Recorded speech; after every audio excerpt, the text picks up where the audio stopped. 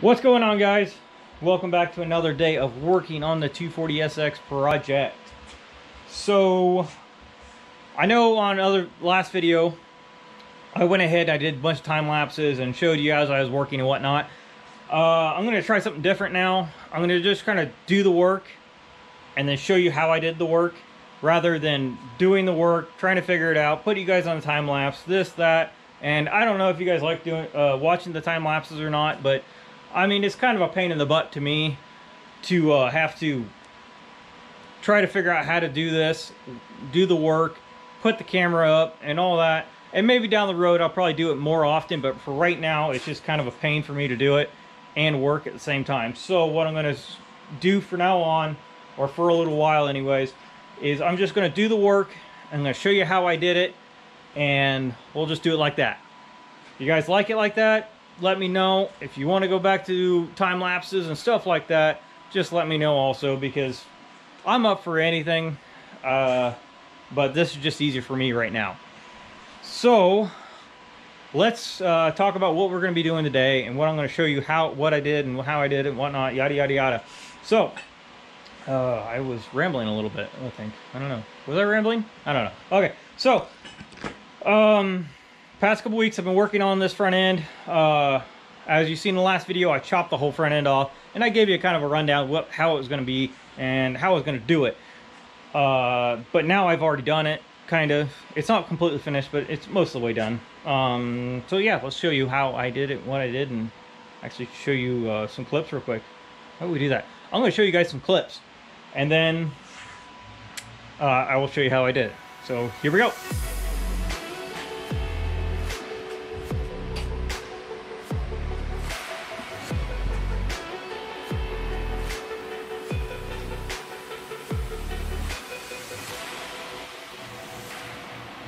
Alrighty guys, and here it is, to front end with all the room. I honestly think that this front end's probably one of the coolest ones I've seen personally, just because of sheer room that it's opened up. I know I've seen a lot of other ones, and a lot of the guys will build off the factory rails, which they'll leave the factory rail here and they'll just kind of run it forward and then build some tubes off of it. And that's cool and all if you don't need all the room, but we needed all the room, so I went ahead and opened it up quite a bit.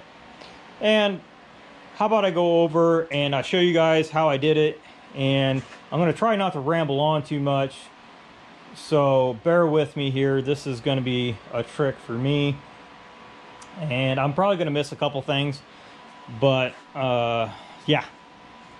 So, first thing I did was I started on this bottom piece, which when I mean bottom piece, I mean I went these tubes here also. But I guess the very first thing I did was I put these plates in. It covered up the factory holes, which I need to finish this up because there is a factory hole there. So I need to fill that hole because it doesn't look right. But after I put the plates in, I went ahead and took some 1.5 inch tubing, which is this piece right here, and I bent it at a 45-degree angle, and then I also chopped it off at a 45. So I ran it like a straight edge underneath this thing and then kind of up, or did I don't know. I kind of angled, yeah, okay. So yeah, 45, 45, 45. Yep, starting to ramble again here. Okay, bear with me. After I did that, tacked it in. And I did this side, and I did the same thing, 45, 45, and then tacked it in. Once I tacked it in, I needed to make sure that this was at the same angle as this. When I mean angle, I mean like level.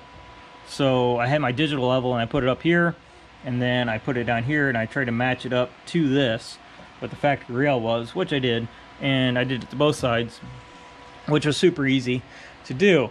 Once I did that, then I went ahead and built, or not built, I just got some another chunk of 1.5 inch tubing, and I notched it on both sides. And how I did that is I measured the distance between the center of the frame rail here, and that's where I was.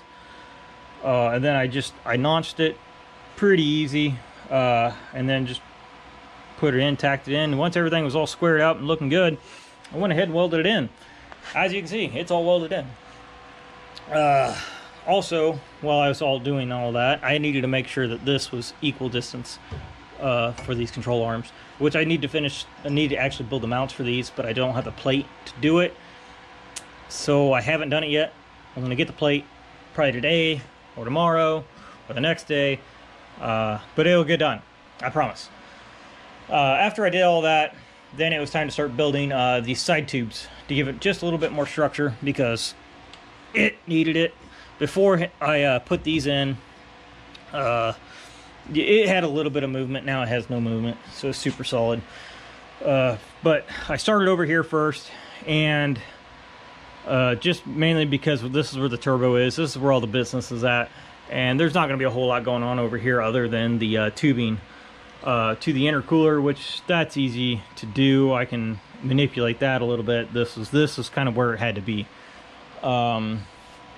So what I did is I took the 1¼ inch tube and I bent it at a 90-degree angle and chopped it off.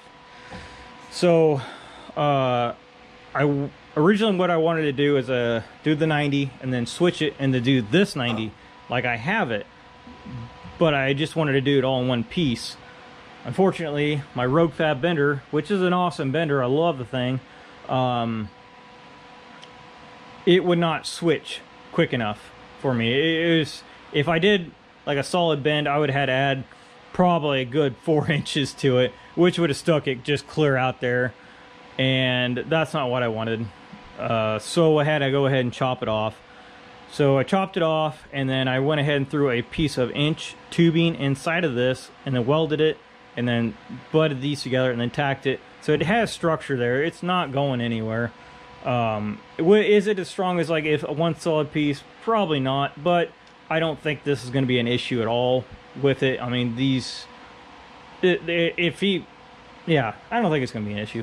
So I went ahead and did all that, put that in, and don't look at these welds because they look like garbage. I know. I was pretty wore out last night. I was up from 2 a.m. till, I think I was out here till 9 or 10 last night, and I was just beat. So my welds started getting, this is like towards the end of the night, and the welds started getting all crappy, whatnot. So I just went ahead and took a break and just went inside and called it a night. So that's why this is not finished up yet. But on this side, we're pretty well done. It's welded in. And I went ahead and I kind of ground this all smooth and whatnot. And I'm going to try to work on this a little bit more to make it cleaner. But I like the look that it's one piece, kind of. It's a one piece looking type deal. Versus this where it rolls up, chopped it, welded it. And it just, I felt it looked better cleaned up to me. And then, so yeah. So we did the 90, and then we got up to here. I went ahead and put a plate in. This is what you're going to use on like most cages when you do the floors. You'll have to put this plate in on top, underneath the cage mounts to give the body a little bit more structure. Which these are pretty strong, but they need to be beefed up a little bit more, just so there's no flex. Because if there's flex, it's eventually going to crack, and then it's a weak point, and we don't want that. So we went ahead and put these plates in and then tigged it in. So this side's pretty well knocked out completely, and you just got to finish up this side. But today we're going to go ahead and work on the intercooler is the plan today. We're going to go ahead and try to get this thing mounted up to the turbo. We're going to make some mounts off the front end and also finish this up, obviously.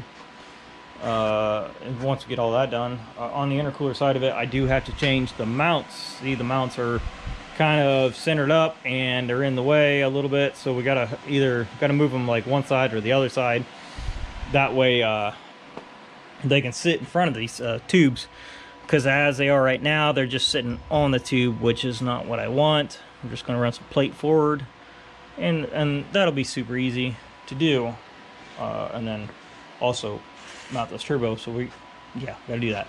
that's gonna call it for today. I'm kind of losing track where I am. This video is probably gonna be all weird, I have a feeling. But yeah, it's gonna call it for today. We're gonna get some work knocked out today, and I'll make another video and hopefully have the intercooler mounted and the radiator mounted and a few other things done. I hopefully be able to knock this front end out. I'm really wanting to get on the cage next and get this thing out so I can get my car in and get back to work on the Red Hot Trans Am. So I'm gonna call it for today, and I will see you guys in the next one. If you like what you're seeing, like, subscribe, follow along. Let me know I'm doing a good job, or let me know if I need to improve a few things, which I'm probably betting that there's going to be a lot more improvement than there is liking. So, yeah, follow along, guys. I'll catch you guys on the next one, and later. See ya.